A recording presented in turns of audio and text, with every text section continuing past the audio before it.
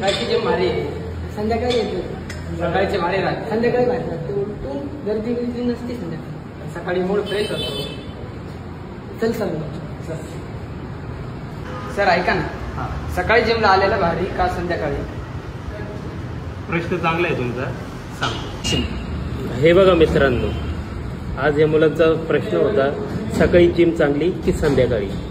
मित्रांनो, ज्यांना सकाळचा वेळ असेल त्यांनी सकाळी आलेलं तर चांगलंच, पण त्याहून उत्तम संध्याकाळी केलेलं वर्कआउट किंवा दुपारी केलेलं वर्कआउट एक अगदी बेस्ट.